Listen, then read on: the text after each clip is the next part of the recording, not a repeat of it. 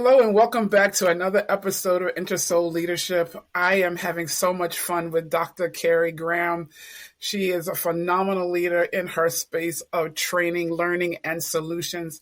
We have had an excellent time talking about making sure that the training budget dollars are there for you to continue to build on your vision, to continue to complete your assignments and really serve your clients and your marketplace and even your employees to get that engagement that you want so that they know that you really do want them there because you're investing in them. So welcome back, Dr. Carrie Graham.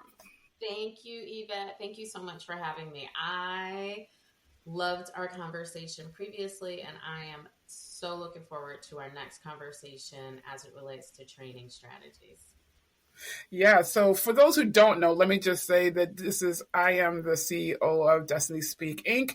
I have created this platform called Intersoul Leadership, this broadcast where I bring on leaders who can help me fulfill my mission, which is to make sure that we have a real movement, create momentum where leaders show up differently, sound differently, and leave people feeling different.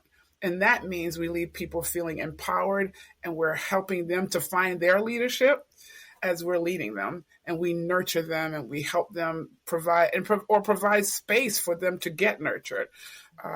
It's really about, because leadership does matter. Leaders matter. And we've been talking about training, because if we don't sew back into our employees, we don't sew back into our teams. And just for the record, whether you are business, ministry, or community, and you have leaders, you're the leader and you have leaders under you, or you're growing people and grooming people to lead, this all applies. We have to intentionally have budget dollars where we're training them in the spaces that they need to be reinforced, and we need a strategy. So that's what we're talking about today. Real nuts and bolts around strategy. So take it away, Dr. Carrie, around what is a strategy? Yep. Why should we have one? Yes. So timely.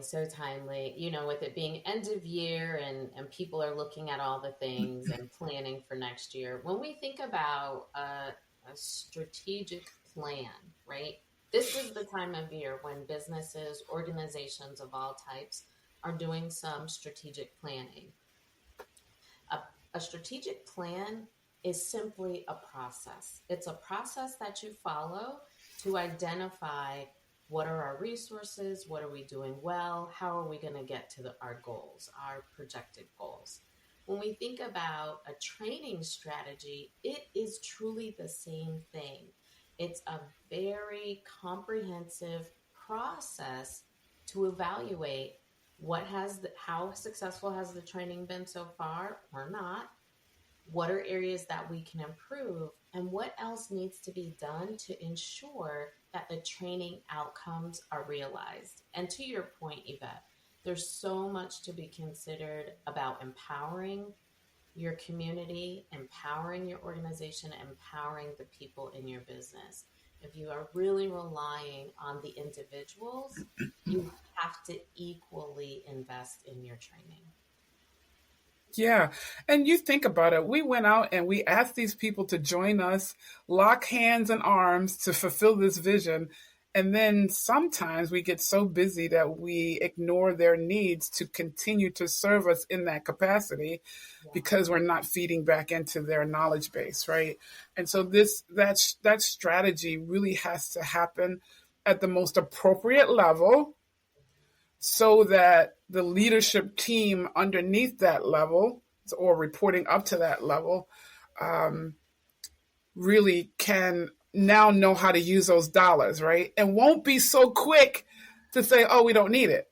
Because I say I don't need something because if I don't know what to do with it, right? Right. And that's part of it. We talked about this previously, how so often the end of the year or even halfway through the year, the training budgets are they're eliminated or they're decreased significantly. And I want to caution leaders, decision makers, to not do that, but rather use that money. And if there's money left over, use that money in a strategic plan for your training, right? And it should all start with an audit, right? Like, let's look at our landscape. What do we have in existence? And the same holds true if we're thinking dollars, right? Some organizations, the focus is on the bottom line dollar. If your organization has some financial waste, I'm pretty confident you can tie training back to that in some capacity. If it becomes a efficiency gap or a lack of efficiency, go back to training, and you will find some instances there where you can make those changes and improve that particular KPI or metric. So I love the assessment piece, because too often, and again, we're talking about having a strategy, right? So that strategy should be informed by information that your leaders are bringing to the table, you all have assessed together or individually, about here's where we want to go, here's what's working well, here's what we want to reinforce, here's what we may feel like it's time to let go. All that happens in those conversations. And so if for the things that you might be thinking about bringing something new in, or you want to do even better, and maybe you're not seeing the results, but you're not ready to go yet, and you know you can do better there, you want to reinforce your teams that way. Or, hey, they're doing a great job, how can we upscale and get even more? That assessment will let people know every one of those areas. And so it's not just training for the new shiny thing coming into the organization or for the new workflow change. It could be, can we support our teams in reinforcing what is working, but take it up a notch, right? Is that what we should be thinking about for training strategy? Absolutely. Absolutely. It should, I 100% agree. It should not simply be on the onboarding, or to your point, oh, we're instituting a new workflow or a new change in technology. We need to train people on it. If you look at what over the last couple of years, the research has identified that employees are not happy. Ultimately, they're simply not happy. And it's complex as to why.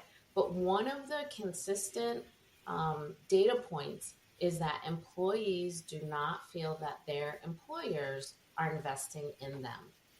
You cannot simply say, I'm going to train you, I'm going to upskill you or reskill you solely so that you can do a job for me. Right? Like, you have to That's pay good. attention, right? Like, That's good. if you're really working to retain your workforce, give some consideration to people who want to advance within your organization. Well, leadership development doesn't start once they have placed in a leadership position Right.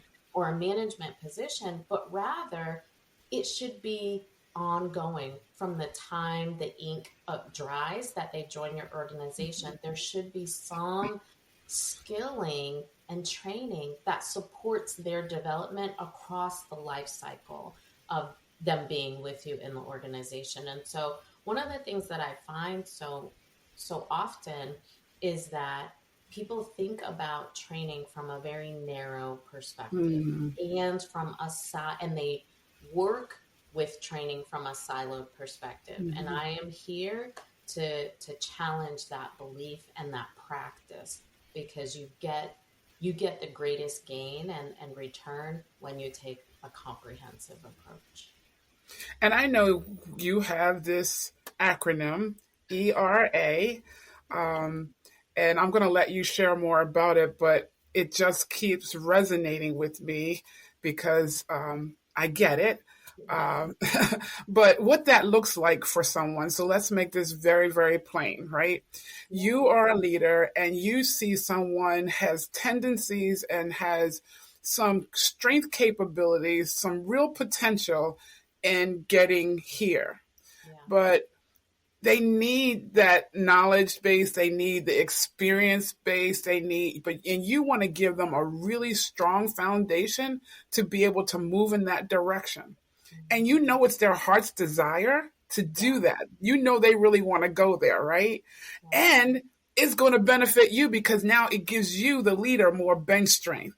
So Yeah. that's the type of example where, hey, let me find out if there's training in facilitation because I need more support for my team. And this person really has the heart of the team and they love that person. So let me get them training in facilitation. Now let me give them the ability to utilize that training.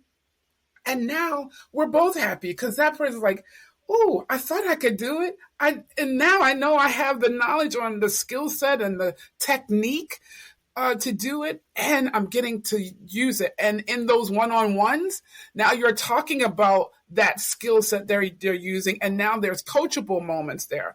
But Right. all of that starts with the training strategy and you knowing your people, which is the E. Yes, yes. So let me you done took us all the way there. You took us all the way there. But let me say this. Yes, that individual that you have trained, they're able to say all those things like, "Oh, this is a passion I've had and I really want to pursue this." And okay, I got the training and now I'm in a position where I can use those new skills. You're happy because that task or that responsibility is getting fulfilled. Yvette, the thing that you didn't say that I think is at the crux of it all, Mm, you invested in the individual. And the yes. individual can say, my employer invested in me. Yeah. Regardless of what the skill set is, they paid attention to me and they Hmm. invested in me. That's how you retain employees. Right. But when we think, if we go more at a bird's eye view and we look at training from a strategy perspective, there is in fact the engagement. And before I get started, I'd like to say, I want you all to say it's a new era in my training, It's right? a new era in my training. That's right. That's right. Now, if you're listening, you need to say it too. It's a new era in my training. And I say that because I introduce a new perspective of developing your trainings. And so we have the E, and the E of era is engagement. How are you engaging your users, your learners, your employees? I am not talking about just give it to AI, let the AI do it. I'm not talking about spending thousands to bring in someone to entertain them and get them all hyped and jazzed up. I'm not talking about that. I'm talking about, and I'm pleading with you, leaders and decision makers, I am pleading with you to give consideration to who your users are, not their position and their role, or let's move Mm, beyond their position and their role. Let's move beyond their generation classification.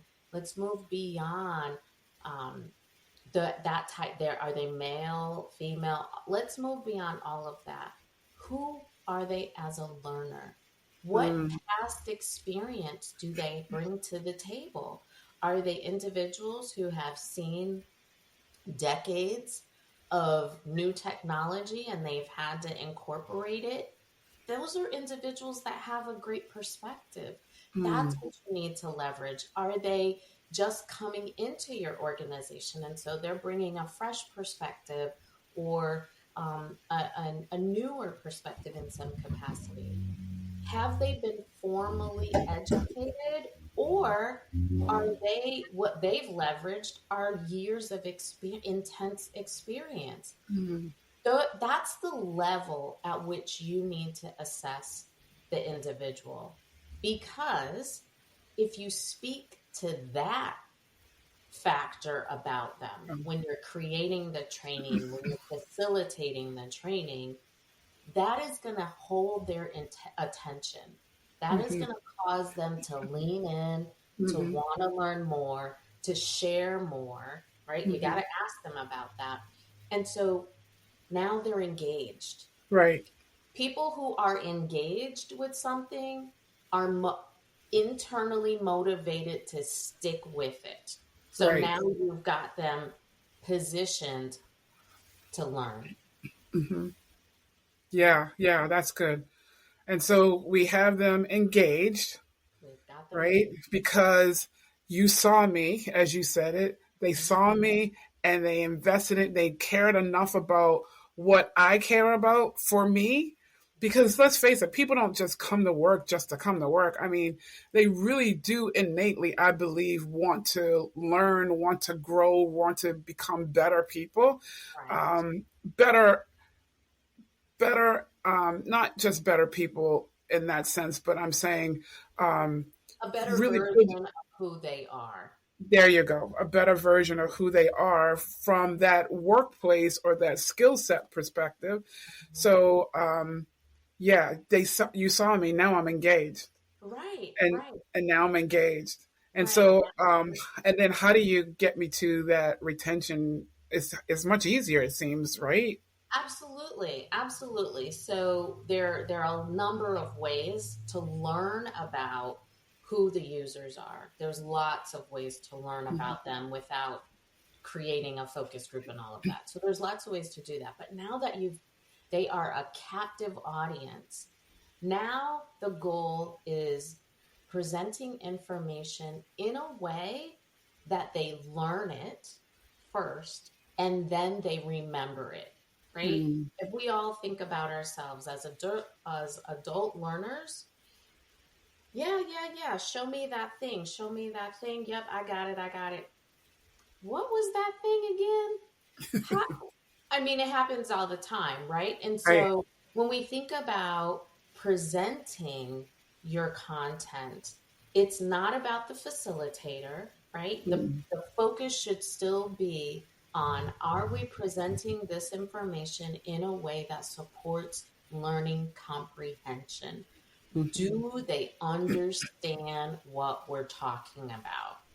And you want to consistently may present information to be more complex, provide feedback for corrections, because when you understand something, then you will remember it. You automatically you will remember it. So that's how you get the retention piece. It's the engagement. Now we've got them retaining information. And Yvette, sadly, that's the point where most organizations stop their training. They stop Mm-hmm. that with, oh, okay, we've presented the information, check, it's done. And Right. so in those cases, businesses often wonder, well, why aren't they applying what we presented? Mm-hmm. Why do we have to reskill them on the same topic? Why are mistakes being made? The reason is because they haven't been provided, the users, learners haven't been provided an opportunity to practice those skills Mm-hmm. and practice what they've learned. So it's about helping them apply, like do the how to Right. apply it appropriately, but also build their confidence. Mm-hmm. Right. So I'm sure we all can identify individuals who we know were skilled at something, but they didn't have the confidence Right. um, to actually do it. So that's two elements of the application part. You have to provide realistic opportunities for people to make sense of the information. So process it on their own terms and then start applying it. And that even includes applying it on the job, Right. applying it on in real time. Um, Right. and that's how you change the trajectory of your training program. All of those elements are strategically based. Yeah. So what's coming up for me is the training. When you talk about delivery, it has to be in context of Yes. what those individuals are doing and are going to have to do and have experienced in the past. because if we can't connect with them on based on their experience within that space, then they're just going to think, you don't really know what you're talking about. Right. This is not reality, Right. which also gets back to something we've talked about in the past. You can get even greater engagement and greater retention if you invite some of those people who are expertise in that space to Yeah. participate in the delivery in some capacity. They don't have to necessarily be the facilitator, but be creative in how you intrinsically infuse their knowledge Yep. in delivering the training. Yep. Now they are seen as the experts. So again, I've been seen. Yep.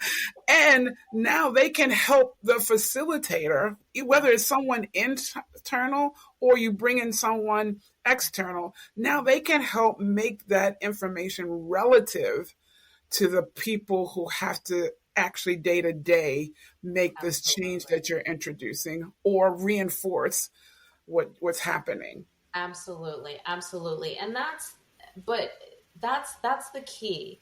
And you can't lose sight of the importance of the people, right? Mm-hmm. Like, especially with organizations that have that are in health, that require health and safety training, right?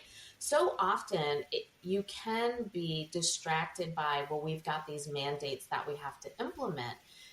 That is real, and I don't ever Mm-hmm. want to disregard that. However, if we go back, right? Okay, every year, let's think about this carefully. If our governing body puts out new mandates that we have to train on every single year, but yet we also have our workforce makes mistakes or they don't implement it or they come to training kicking and screaming, in order for us to stay regulated, we have to do this. Well, one of the ways to connect the dots is acknowledge that that's where the people are, right? Right, right, Hey, right, Yvette and your team, I know it's that time of year again. The government has given us, or our agency has given us some more mandates. We got to get through these trainings.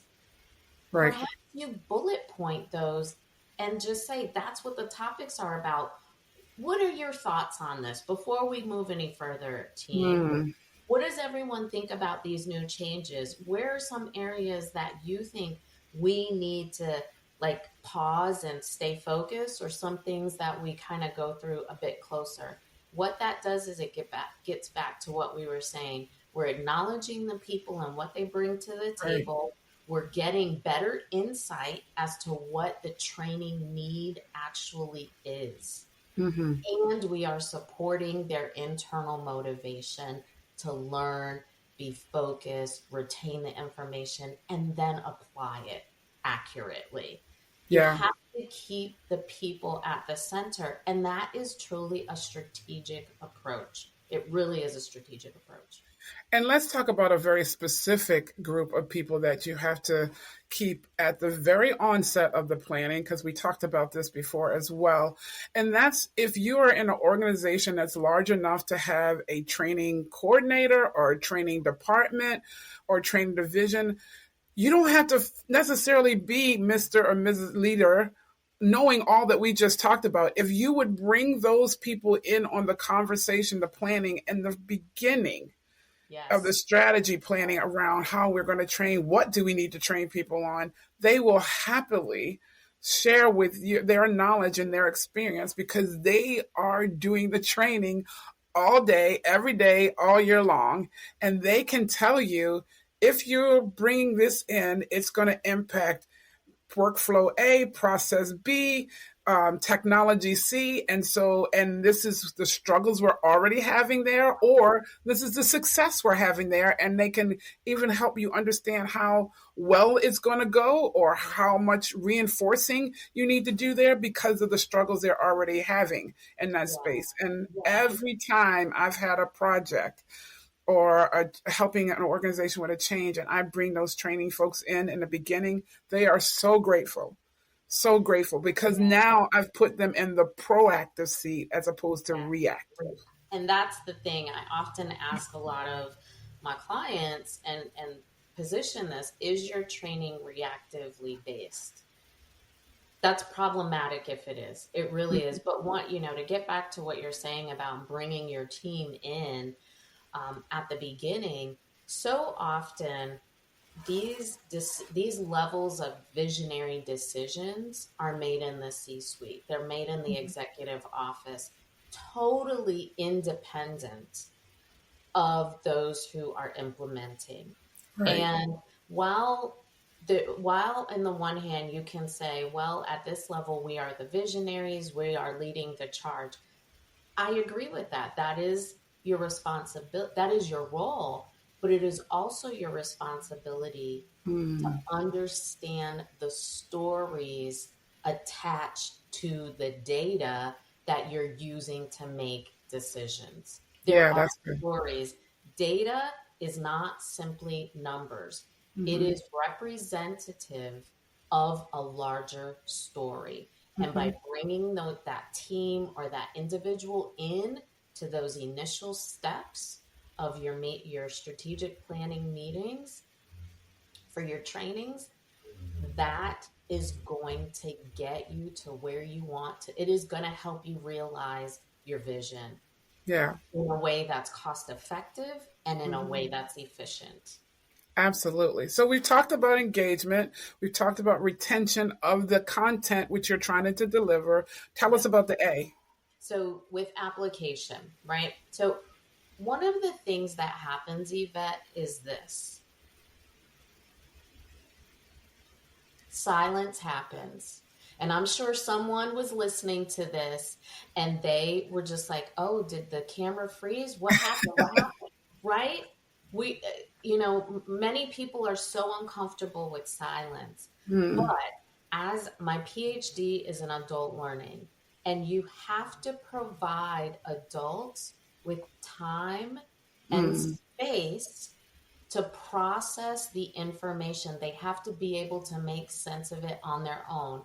And if Hmm. you continue to keep talking or to push them during their time, Hmm. you're preventing them from Hmm. learning and understanding how to apply a concept. So that's the first and foremost. As facilitators, you got to be okay with silence. And truth Hmm. be told, I encourage a strategic plan or a training plan to include periods of silence or periods of individual reflection, even if Right. that means, you know what, we're gonna split this 2 day training. Instead of it being consecutive days, let's put a day in between there as a Right. gap so Right. that the audience has an opportunity to be reflective, to make sense of the information. You need to build people's ability and their confidence. Hmm. It's so important. That's the A of application. You want people to do the thing. You want them to do the thing. Right. And if you have a large group that has to do it and you're a little nervous about having them all do it because you might not have the luxury of failing forward. And Yes. then what if you have to fail backward? You have to have that plan going backwards as opposed to, oh, we can keep going and we'll rectify as we go. One of the ways to rectify that or avoid that is to start with a pilot team. And Yes. then that pilot team tests and they do it real time. As you said, they have to have real experience. So it's in their real workday, real cases, and Yeah. they do that there, but they also are supported by people from training and their management who are going to listen into how's this working, what's Right. working well, where do you think we need to make some changes, Right. so that as you branch it out to the next group, or maybe that's so successful you're like, hey, we can turn it on for everybody now.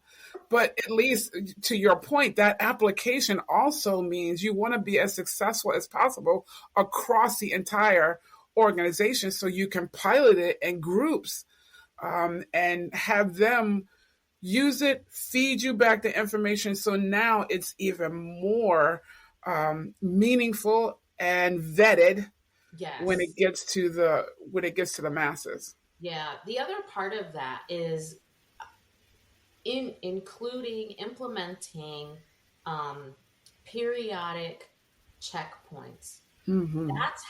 That's how you stay ahead of skills and knowledge not being used appropriately or Mm. mistakes happening. When you provide a training and simply walk away, they'll figure it out. Yeah, you make the assumption that, oh, they got it, they'll get it.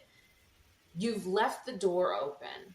You've left the door open for many mistakes to happen. And so it's really important that part of every strategic training should incorporate short and long-term check-ins where you can course correct if people are off track.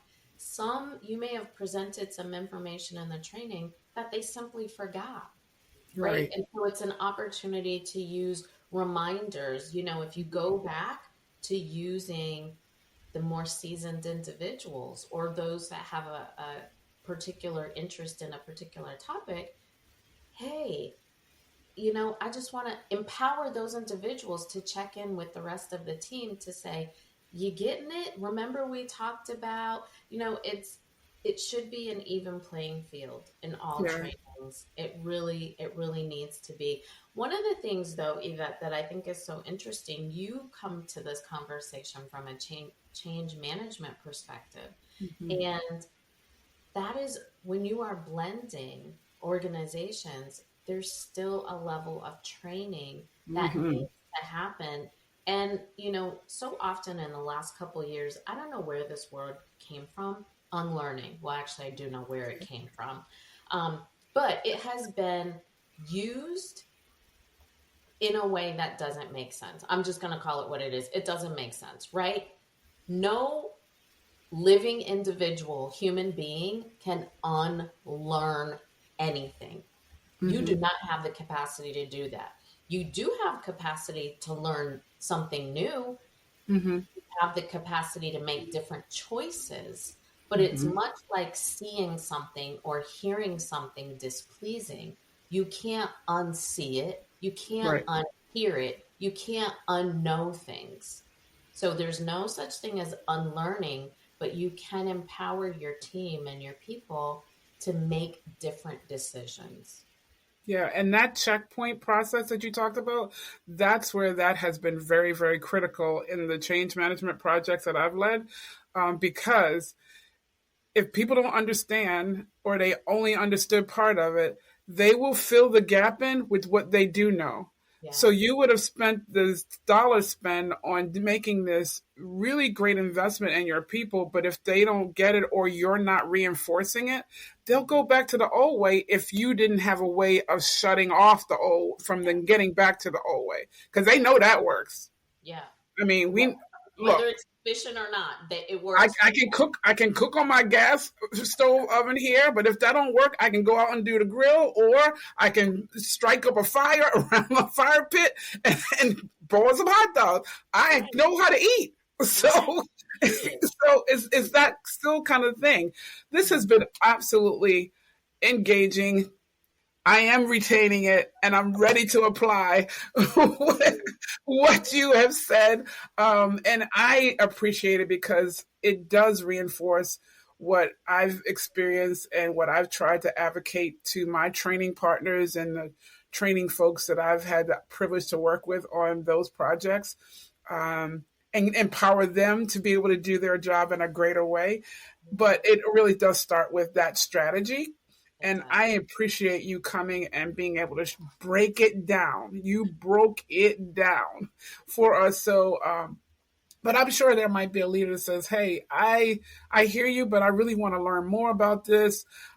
Tell the folks how they can reach you, what you have to offer them, and if you have anything coming up that they can participate in. Yeah, yep. So I encourage people, if you want to learn more about my services, the services that I offer, if you want to learn more about me and what qualifies me to do this work, or even just some tidbits of the perspective that I have, I invite you to visit my website, drcarriegraham.com. So drcarriegraham.com. There's a wealth of information there. It is not static. I am constantly, every week, I'm adding some new piece of information that is meant to be of service to you. So you can look on there and find some information. The first thing that I am an advocate of is a good audit. It is this time of year. We are at the end of the year. There are leftover dollars on the table. There are people and teams scrambling to figure it out for what to do in the new year, right? So I am happy to offer an audit if you've got an extensive team and all you need is a check-in to get an external expert view. The audit is for you, and you can schedule that automatically, 90 minutes. You can schedule it on my website, or you can, wait and use the audit in the new year and use that as a kickoff point to get you going in your strategic planning for your next year's trainings. But go visit drcarriegraham.com. You'll find all the information you need. And actually, Yvette, now that I think about it, there is a complimentary assessment on there as well. It's at the bottom of every page, and it'll get you thinking. It's more food for thought. That is so great. You're so kind. I try. So kind. So this is our second time talking with Dr. Carrie Graham because I think this is so important. Everyone knows that my heart is to make sure that we empower the people. We are encouraging people and enabling them to be their best authentic professional selves. Yes. I will add that. And so today was the second piece of that around training strategy. Yeah. And I mentioned, and I alluded to this in the beginning, whether you are business, ministry, or community, this all applies. So please don't turn off the thought process. Please don't turn us off because you think, oh, this is all about business and corporate. No, we all have people that we're preparing, to answer the mission and the vision of our organization.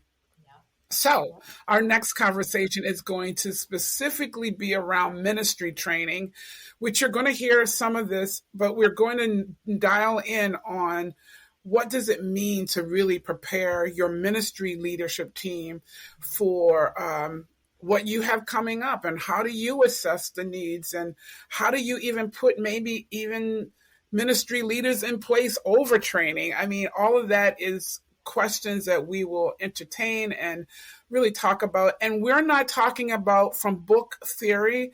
Both Carrie and I are faith-based individuals, faith-based professionals, and Carrie has delivered this in ministries. So this will be just as quality as we talked about today. And if you are a business partner or a community leader, please come and listen in, because I believe in cross-pollination, and I think that you might find some of this conversation interesting. Again, thank you, Dr. Carrie, for joining us. You know, you're always a joy to me. And until next time, everyone, please keep showing up, sounding different, and leaving people feeling different, because they're leaning on you. You matter. You matter. Bye-bye.